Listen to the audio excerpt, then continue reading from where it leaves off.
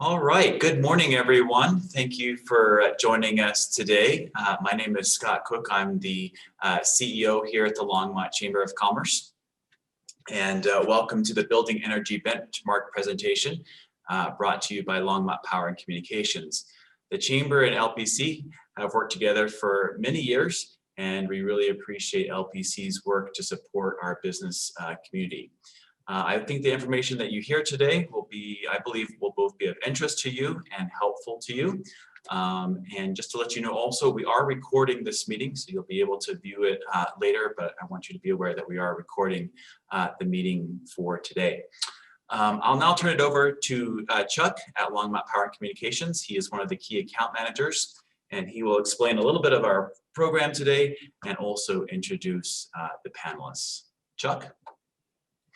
Thanks, Scott. Good morning, everybody. Thanks for joining us today.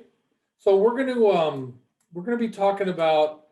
We have 3 panelists with us today, and our Longmont Power Communications Energy Strategy Specialist, Debbie Seidman, who's going to give she actually runs our commercial building benchmarking program, and she's going to give a short presentation.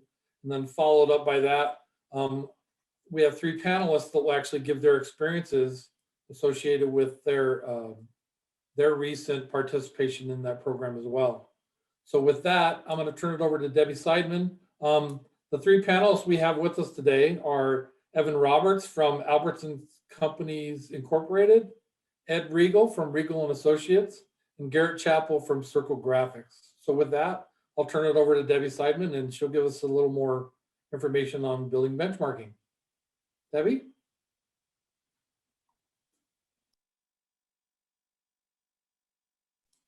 I think you're on mute, Debbie.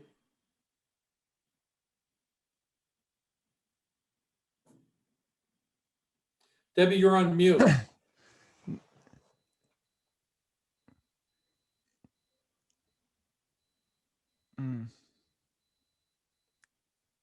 Here, hold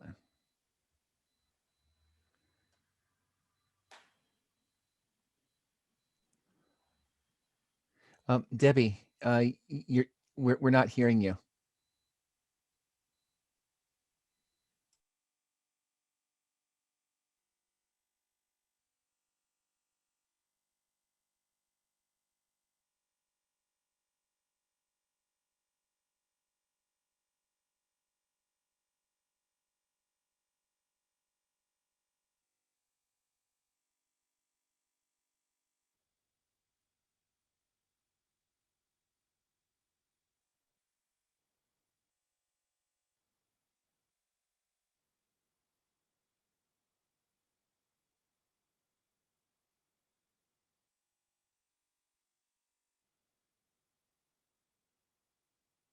Okay, it appears we're having a little technical difficulties here.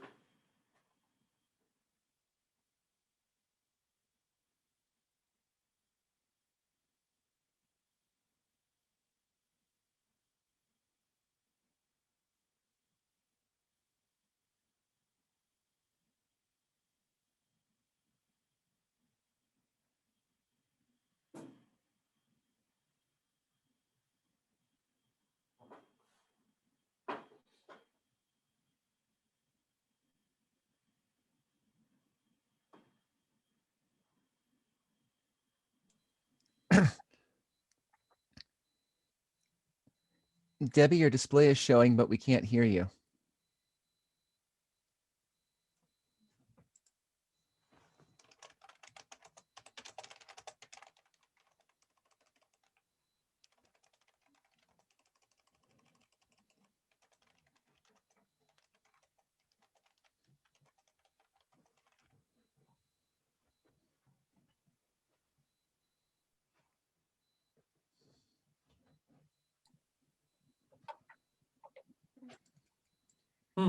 Kathy, are you able to send Debbie the call-in number for this meeting? I assume she has it in her email, but in case she doesn't. I'm working on it. There it is. I have it. Thank you.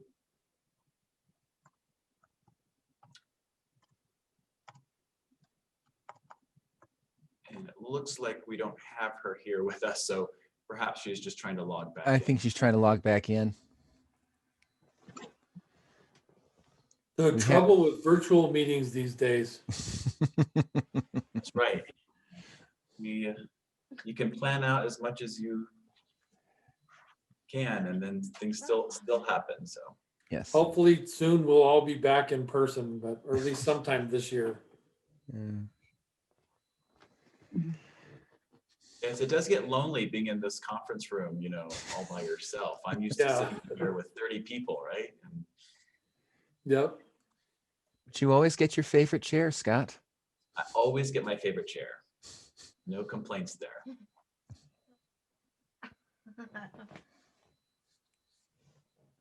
Oh.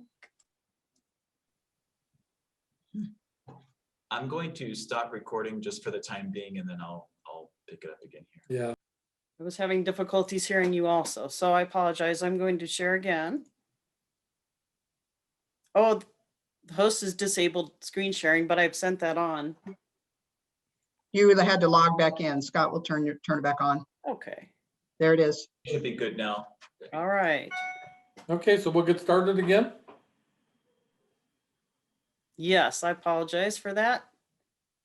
Do you see this? Do you see my screen Yes. Yes. and the presentation? Okay, I apologize for everyone's patience. But we are here today to talk about energy benchmarking and specifically what we're doing with the city of Longmont. As mentioned, my name is Debbie Seidman and I do work for Longmont Power Communications. So we do want to introduce this tool and also get some valuable information from those that did voluntary benchmarking for us last year.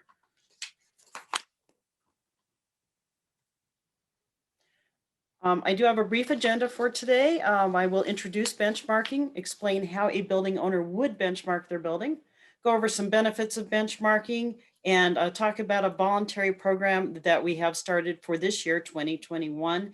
And then we'll move over to a panel discussion and hear from our panelists. So in general, what is building benchmarking? Well, benchmarking just as a whole is a comparison of an item relative to a baseline. Typically, that baseline is an average. In this case, we are comparing the rating of energy use against a similar type building in a similar climate. So everyone is familiar with fuel efficiency ratings for a vehicle, miles per gallon. Similarly, you can get a score, an energy score for a building. And on the fuel efficiency, if you are looking to purchase a vehicle, you may be using this as one of the metrics that you would use to decide when selecting which car to purchase. Now, how is this done? It's done using an EPA software. And out of that software, you get an Energy Star score. And the intent is that you will gain some additional awareness about how your building functions, and you will take some action to help save energy in your building. Now, this kind of is the old adage of you can't manage what you don't measure. So we see this as a tool to help build awareness of energy use. Another thing to think about is Energy Star appliances. Similarly, you can get an Energy Star score for a building. And also like to talk about what affects the score. So how efficient is your building? Maybe how tight your building envelope? Do you have good windows? Do you have good sealing around the windows? Do you have heating, air conditioning equipment that is more efficient, less efficient? Also, this particular EPA software looks at the number of people and the number of computers in a building. If you have processes, the energy, how much energy is used by those people and by those computers. So is that used efficiently per unit of what is happening in the building? So what is being done for benchmarking nationally and locally? Well, nationally, there are 34 cities and 3 states that have a benchmarking ordinance. They actually have requirements, and most of those have fines associated with the requirement where your building does need to benchmark. Locally, here on the Front Range of Colorado, Fort Collins, Denver, and Boulder all currently have an ordinance. And we do not in Longmont, but this is kind of a trend that is growing in cities across the US.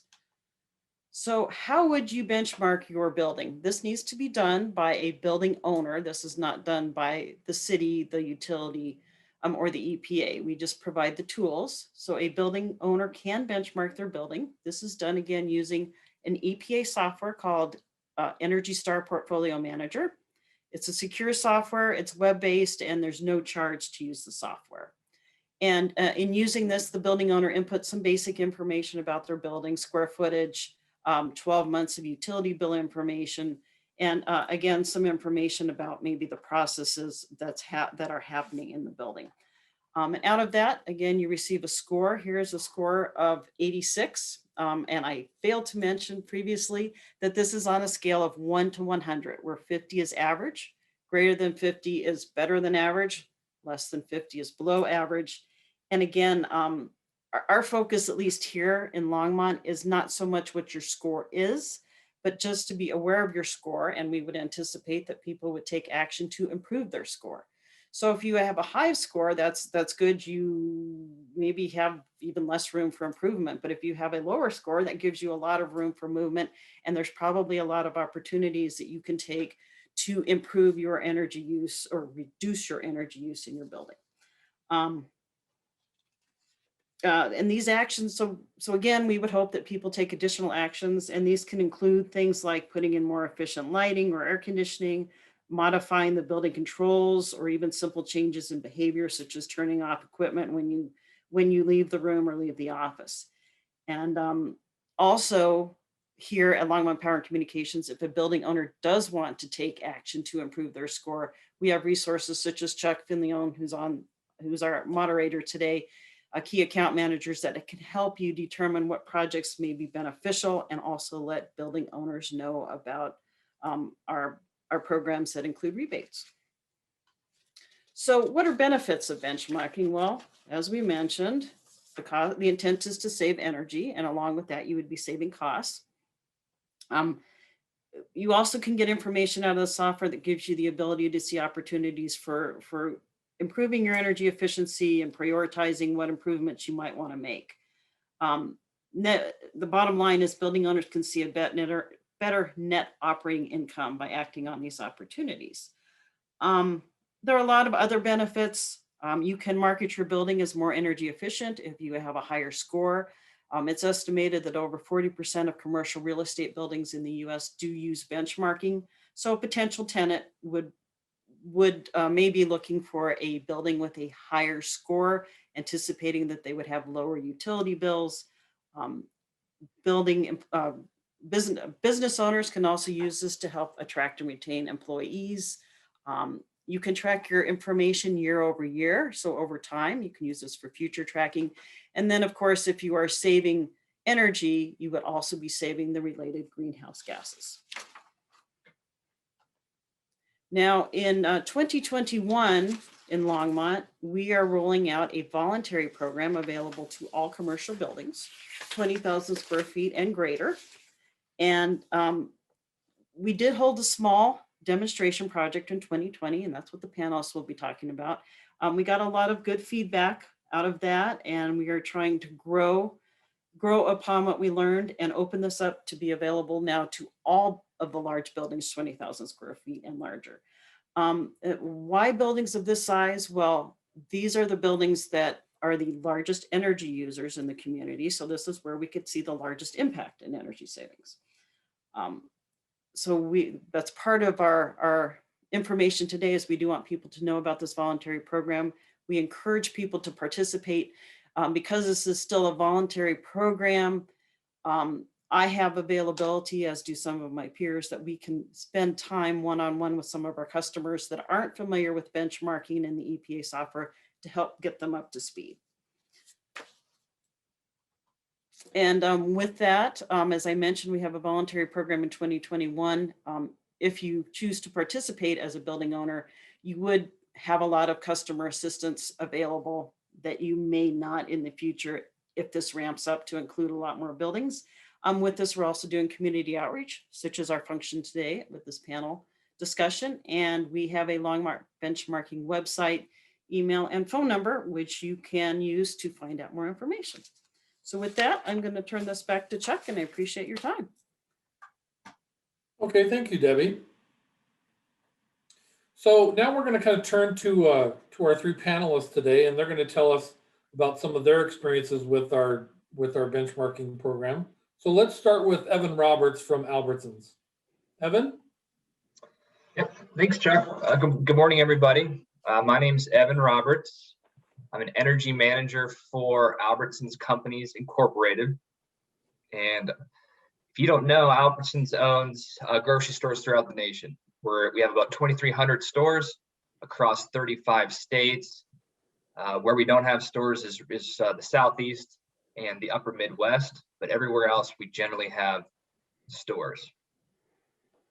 And I'm in the energy operations department, and my department's responsible for capital deployment, facility energy budgeting, energy or building benchmarking for compliance purposes, but also for capital deployment strategy and measurement and verification. So I'm an energy manager within the energy operations department. We have 3 other energy managers that are each one's responsible for their own regions of the country. So I'm responsible for Southern California, Chicago, and Mid-Atlantic, and also I'm responsible for the building benchmarking for the entire company. So building benchmarking, annually I benchmark around 450 stores per year, and about 250 of those are from the state of California. Another 200 are scattered throughout cities across the nation. So I've been around the block, and I've been doing it for about 4 years now.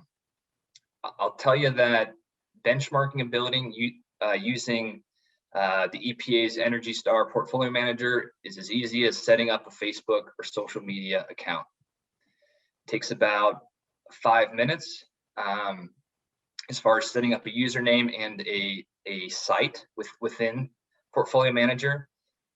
You kind of pick your building type, and Portfolio Manager offers a very wide range of building types to pick from. So the EPA has done a ton of homework.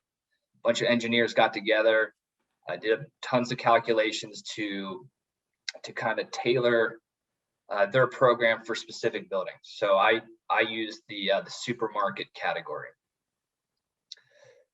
The setup for that site requires some building details and energy use input.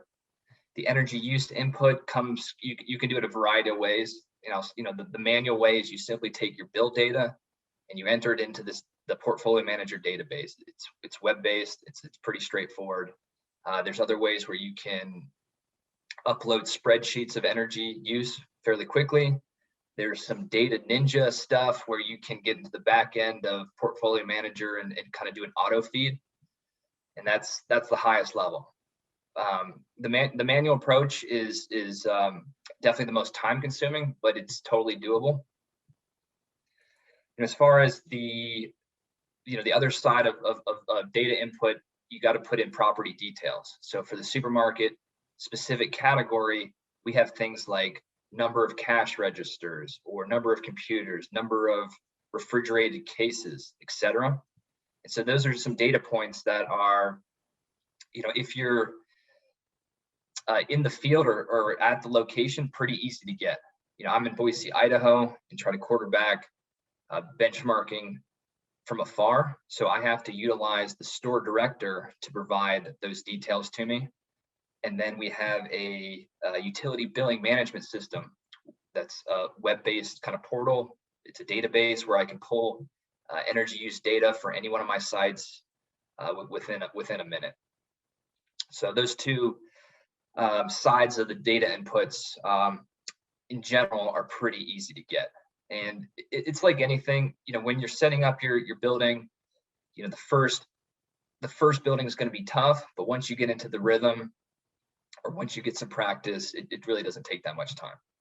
I would say your first building might take you 30 minutes, but once it's set up, it takes about 10 minutes to benchmark it for the year.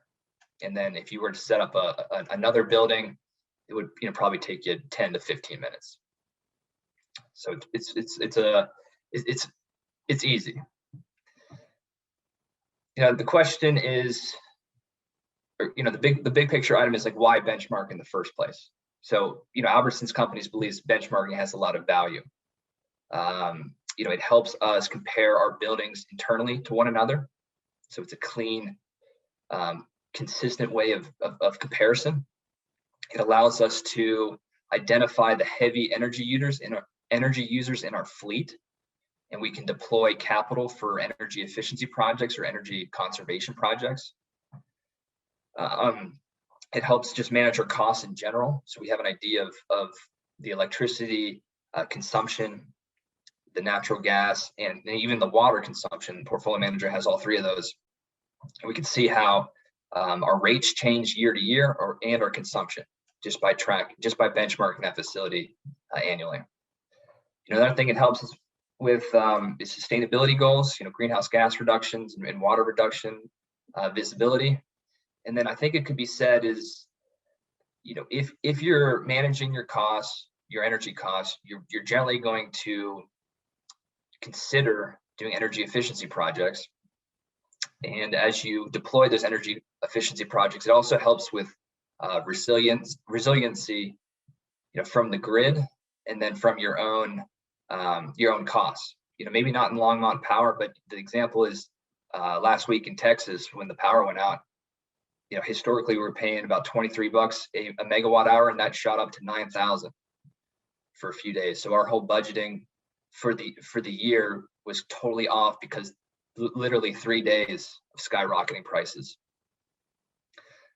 One point to add to the portfolio manager program, by itself is, if you want to benchmark a facility, it takes a lot of brain power, it takes a lot of math.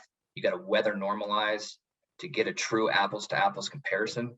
The cool thing about portfolio manager is it's free. And the EPA, like I said before, has put a lot of work into making sure their different categories of buildings are accurate. So, I, for fun, before this meeting, went to portfolio manager's website and took a look. You can actually take a look of how they calculate these certain building types and how they arrive at the Energy Star score. And I thought I could get into it and understand it pretty quick. I couldn't. So it's pretty complicated. They use a lot of stats with all these variables to come up with that score. So that's for it being a free tool for everybody. I think it's worthwhile to use. Additionally, with the portfolio manager, you can put as many buildings in as you want. There's no cap to it. Currently I have 1,800 buildings in there, which is a lot. And then, for a national player, it's mentioned to everybody that we've been using some data automation. So with that billing management system, we use a company called Engie. So they essentially take our electricity bill and put it into a database, but they were able to come up with essentially an automatic feed to portfolio manager. So they're putting data in every month, and I can pull up these stores kind of whenever I want to see the Energy Star score, and then whether that helps with seeing the impact of energy efficiency projects as well. So I'm a fan of benchmarking. Albertsons is continuing to improve our process, and I think portfolio manager has a pretty good offering, as well as just benchmarking in general. Thank you. Okay, thanks, Evan. Next, let's go to Garrett Chapel from Circle Graphics. Tell us a little bit about your experiences with benchmarking. Happily. Good morning, everyone. My name is Garrett Chapel. I am the Sustainability Program Manager at Circle Graphics. For those who don't know, we are a large format printer in town. We have several sites around the country, but our biggest one is here in Longmont. We print over like 60% of the billboards for the country. And locally, you've probably seen our stuff downtown. Any like downtown banners or sidewalk graphics and stuff like that have come from us. For our benchmarking project, we did start with this facility in town on 9th Avenue, which we currently rent. This was the first time in our company's history that we did benchmark a building. And we didn't really have any training materials, mostly because we started this before the city started their program. I started tracking our data at the kind of the prompting of the county. So I'm pretty self-taught in the program, and I would say it's very user-friendly. It's probably the hardest part for me was, quite frankly, understanding what data to put in. You know, I don't live and breathe energy bills every day, so I wasn't sure like the difference between a, you know, demand, coincident demand, kilowatt hour, stuff like that. But Debbie and Susan from the city definitely helped guide me to what I needed to do and what I needed to input. And really, once that got cleared up, it was pretty smooth sailing. I use the site really all the time to run reports for different presentations or to justify cost savings or energy savings programs. So I really would recommend it to pretty much anyone. While I am the only one inputting the utility data specifically, and I do it manually, I had a lot of help setting up the profile. I would say the most labor intensive part was figuring out what meters need to be added, what data needs to go into the building itself. We're a large operation, we're a very unique operation, so no one person has all the information about the building, right? So working with the different departments and our landlords and stuff like that did take a little time. But again, once that's set up, it's set up. And I do think it is pretty accessible to do. As a whole, I would say that this process has been honestly invaluable to our sustainability program. Without having this data at the ready, without having this cost data at the ready, we wouldn't be able to justify, you know, 150 plus K lighting initiative, right? Or because we just worked with the city to replace all our fluorescents with LEDs, and we used the portfolio manager and our benchmark data to justify that cost, right? And even more than that, right? We track our water, we track over 20 different waste streams to help give us our diversion rate and figure out where problems are. So I really don't, you know, at the risk of overgeneralizing, I don't think there's any business that would not benefit from doing this. If you have the staff to do it, if you have the capacity to do it, it's certainly something that I believe you would see benefits from pretty quickly. And, you know, it's knowledge is power, right? Like we know that it's tale as old as time, but if you understand where your money is going and where your consumption is coming from, you're gonna just be better down the road to save money and ultimately help the environment. So that's my experience. Great, thanks, Garrett. One thing I was thinking about after hearing you and Evan both talk, it's nice to have all that experience with benchmarking even before our program. And then kind of on the opposite side, and I'm going to kind of put Ed on the spot at Regal from Regal and Associates, because I know Ed probably had no experience with benchmarking before Debbie approached him. And he was willing to kind of step into that space and kind of be a champion of this, as well as both of you as well, being a champion for our program. So we really appreciate that. And with that, I'll turn it over to Ed, and he can tell us a little bit more from a beginner's perspective, what that felt like from his experiences. So Ed, with that, go ahead.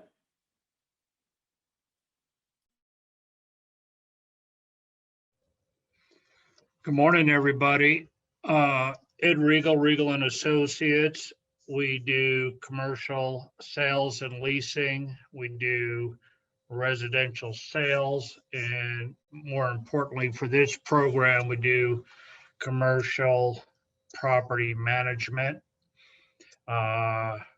We've done property management from as far north Fort Collins to down near Ken Carroll in Jefferson County. So pretty good range distance wise on where we have managed property and continue to manage property. We have a small office. It's me, my wife, and my youngest son. I've always been a fan of protecting the environment, but not to the extreme where the cost benefit don't want to make, spend too much money and be too aggressive until technologies and we understand what the unintended consequences may be in trying to benefit and save on energy for a particular building. So going back to what I said about I have always been proactive. I mean, we've been doing this a while. When, compact fluorescents came out, we retrofitted buildings. I think there was not a lot of thought put in that process because what do you do with the mercury inside the bulbs when you have to replace them? When LEDs became more affordable, we went that route prior to benchmarking, but we didn't see a whole lot of potential unintended consequences. They last a long time. It's a driver that may go out. What I liked about the city of Longmont's approach, as opposed to what Debbie brought up earlier about certain municipalities, 3 in Colorado, Fort Collins, Boulder, and Denver, they kind of mandate what you want to do. And I'm not a big fan of someone tell me what we need to do. I'd rather learn the process, understand the process, and then discuss it with the landlords / property owners that we manage for to see if it's something they want to do. I can be the biggest cheerleader on the benefits, but they have to make sense to me. And then the way I go ahead and present it to a landlord, they have to see the benefits of that. So the building that we benchmark was 1707 North Main, which is 5-story building in Longmont. For Evan, that's in Boise. Garrett probably knows the building. It's the First Bank building. And the building is fairly old. It's not as energy efficient as some. First Bank has a lot of facilities in Colorado, in California, and Arizona, I think are the 3 states they're in. I don't know if they're in any other states. When Debbie approached me, I think I was pretty open-minded about doing it. And, that way I could share that information. We took over managing that building not quite 3.5 years ago. And when you're dealing with someone as big as them, and Evan, you probably, because of the number of stores that you're overseeing, 2,300, I think you said, you have a lot of people that you have to get on board with to make some decisions. So in the 3.5 years, it took me 2 years to get them on board to replace the HVAC system, which was a huge system. Cranes involved, bringing it up on the roof, but it was an expensive proposition. They'll see the benefits down the road, and so will I, because I was the one getting the phone calls when the HVAC went out. And hard to, when you have contracts with certain companies and they're not as responsive as I would like to be for our tenants. It was a little bit trying there, and I was never told about the problem there. I've been working 3 years to get that particular building updated to LED. We've done almost every building we manage and or commercial building we own to LED. Some people are not wanting to, on a multi-tenant building, you know, the landlords don't want to necessarily put out any monies right away, even though there's been phenomenal rebates on a lot of this stuff through the city or PACE or whatever here for the Boulder County. And so Platte River Authority, whoever it was that was given rebates, whether it be for new HVAC or refrigeration or lighting. So I am a fan, but with Boulder mandating, our building just came into play that we manage and own in Boulder. They started, I think Debbie was telling me that they started with 100,000 or bigger. And then the next, and that was in 2015. And then as we got into 2020, we were down to anything bigger than 20,000. So, you know, unlike Evan and Garrett being youngsters, and I'm the old man on this panel here that participated, they're a little bit probably quicker on the draw when it comes to computers and that kind of stuff, and trying to figure it out and wrap their head around it. It probably comes to them a lot quicker than it does me. So the process of setting up the building portfolio manager and entering the utility data, I had phenomenal, great help from Debbie Seidman. So she helped me through that first one. And then when Boulder's building came up because of its physical size, that was a whole lot easier to do. It was me and my wife, my son, trying to understand the Longmont building made it a whole lot easier to do the Boulder building. So I understand with both, at least what Evan said, that, you know, once you get the protocol down and the more you do, it's going to be a lot easier. I did use the training materials that were sent to me by Debbie. I went through it, had some questions. I tried to understand the training materials, but I still needed Debbie coaching me through it and helping me out on that first one. She actually helped out a little bit on the Boulder, just to give me some direction and who to speak to in Boulder to make sure I was doing it correctly. It was not hard to get the information needed for the utilities. I had a question, some preset questions here. Did you benchmark the building on your own? No, I already said that. Debbie helped me significantly.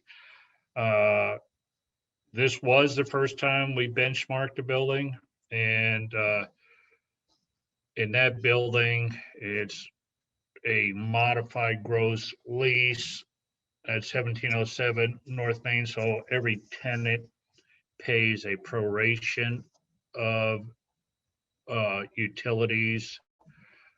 So it should benefit moving forward that we did this to see where we are, where we will be at. Hopefully we can get LEDs into the building, and I share the information with the people that I need to share it with at First Bank. A little bit of ammunition to show them where we're at now and where we could be by doing energy saving items to a building. And then on top of that, Garrett for sure knows this probably. I don't know about Evan, city of Longmont had some increases both on electricity as of January 1st and water. So, even though Longmont owns all their utilities except for gas, anytime you can save some money on those, it's beneficial to a tenant, especially if you have a tenant that is on a triple net lease and they're paying their own utilities. I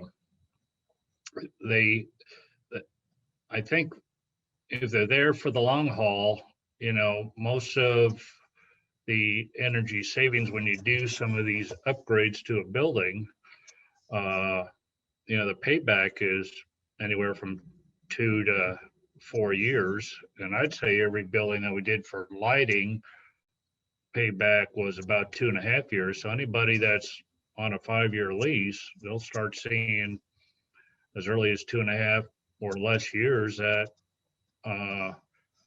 with the rebates. To me, it's a no-brainer, but a lot of times you have to have the tenant on board to absorb some of that cost. Sometimes a landlord on a multi-tenant building will pay for it because they think down the road, whoever comes in, if that tenant leaves, it'll benefit them for marketing purposes. So if you have a landlord that is proactive and has deep enough pockets, sometimes they cover it, and that has happened as well. Ed? Pardon me? I kind of had a question, or somebody had a question. Maybe we should kind of try to jump into some of these questions. I guess a question for you would be, I'm not sure how many properties you have that you manage, but do you see benchmarking as a tool that you could use to maybe, you talked about a lot of these energy efficiency stuff, to maybe measure building performance and then concentrate on certain buildings that may need it more than others? Do you see this as a tool to help you do that? Absolutely. And I think the older the construction on a commercial building, the less energy efficient it is. From Chuck, you probably know, if you have to replace a roof, you have to bring that roof up to current code, which is usually an insulation factor of double. Yeah. And, as technology improves, I gave you example of the compact fluorescents. I mean, they were around, seemed like only 5 years where they really pushed them, and then technology brought out the LEDs. Yeah. It is definitely beneficial to do stuff on older buildings. Now, some of the state-of-the-art brand new buildings, they are really pretty energy efficient, and some may actually, you probably not remember this, Chuck, and maybe Debbie, and I don't know who else is on here, but people my age or around my age kind of remember some of the buildings that they built even 10 years ago were too tight, and they weren't. Buildings need to breathe just like a house needs to breathe. You can make it too tight or energy efficient, and but I think they figured that out, and I think that some of the newer construction going up on the Front Range of Colorado is really energy efficient. They're using everything. They're marketing their buildings with all of these features, Yeah. I forget the terminology they use for gold and platinum as LEED. far as rating a building. Yeah, LEED certification. Thank you. I couldn't remember Yep. the term. So maybe we should kind of jump into our question and answer portion of this. I see we have about 14 minutes left in our call today. Chuck, So, were you Deb- telling me I was talking too much? No. We really appreciate all the information that you three have shared so far, but I wanted to make sure we had a little bit of time to get some questions. So Debbie, do you have any questions I know as the panelists were going through, I was sitting there thinking about a lot of the questions, and a lot of those answers were coming out of the information that you three shared. But Debbie, do you have any other ones that you would like to ask? Or does anybody else?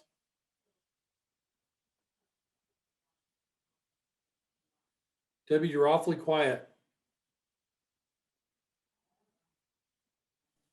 I was on mute. I do have a lot of questions. A lot of them were answered though, like how beneficial is benchmarking? How is it easy or difficult was it to use the software? Did you jump in or use the training materials? How much time? I think a lot of those were answered. I don't know if there's questions from people in the audience, but I could ask another question. Do you recommend benchmarking to other building owners? But this might be a hard question. What did you find most useful about the benchmarking process? And I think a lot of that was answered also. We heard a lot of reasons why it was beneficial. I don't know that we heard maybe the top one or two, but I'll leave it at that. And I don't know, like I said, if there's questions from the audience. Yeah. And I could be specific. Maybe another question is, do you need one-on-one instruction? Did you use any of the EPA's training information? Or I know Garrett kind of dove right in. So, and I think Evan, I don't know if he remembers back that far, but he said the first one took more work. Did you just dive right in, or did you go take some of the EPA training, or did you have someone else help you, et cetera?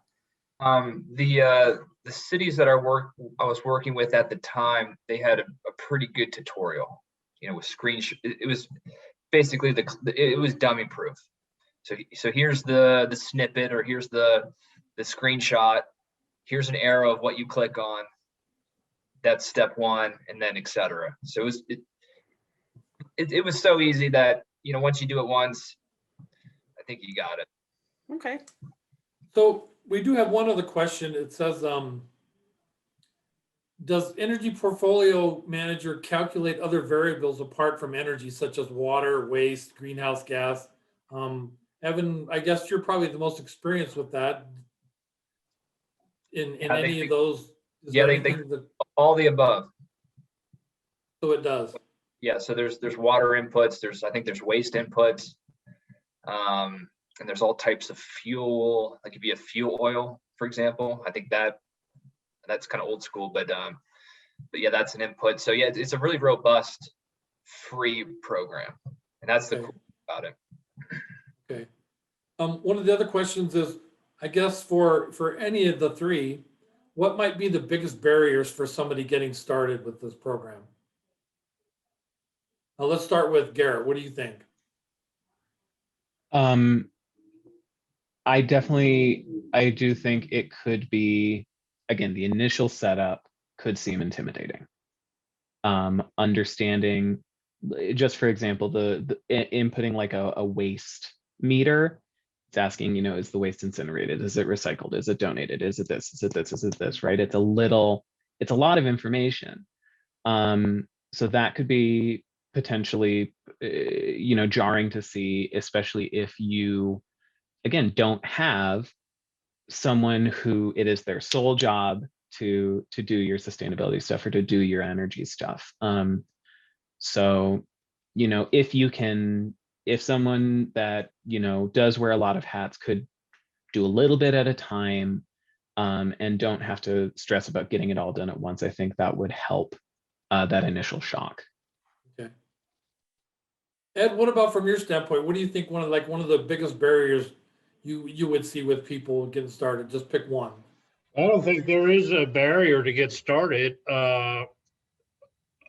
I mentioned everything that we do, and we're a small office, so I'm great at time management, but there's only a certain amount of time in a day, and it was coordinating, getting set up with Debbie, our schedules to get stuff done, but we made time to do that.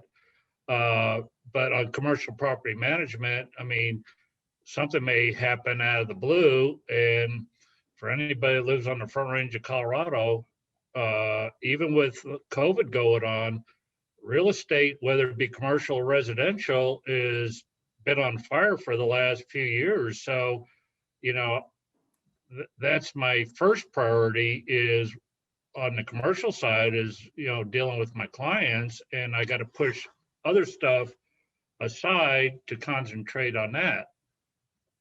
But as far as, real estate, historically, you'd have a slow period in, about Thanksgiving to February, both on the commercial and on residential.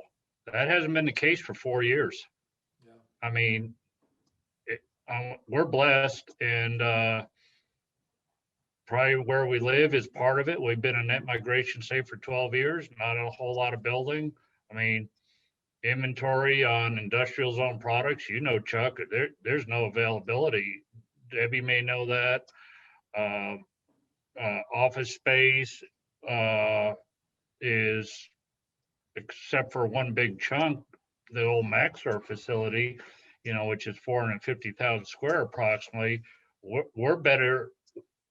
City of Longmont's better than anybody else in Boulder County as far as vacancy.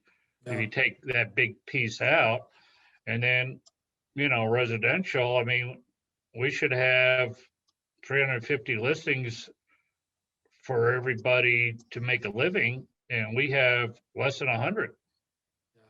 Yeah, it's surprising. It's surprising all the activity. I mean, even from our perspective, from a energy efficiency participation standpoint, even with COVID, it's amazing that stuff. At first, I think everything, probably all markets, I think at first was like, what do we do? What do we do? Nobody really knew. Whoever dealt with a pandemic before, So yeah, I think you make good points. Why don't we close it up with Evan? Why don't you tell us, you're probably the most experienced with benchmarking. Why don't you tell us from a beginner perspective, what do you think one of the biggest barriers people might have to get started?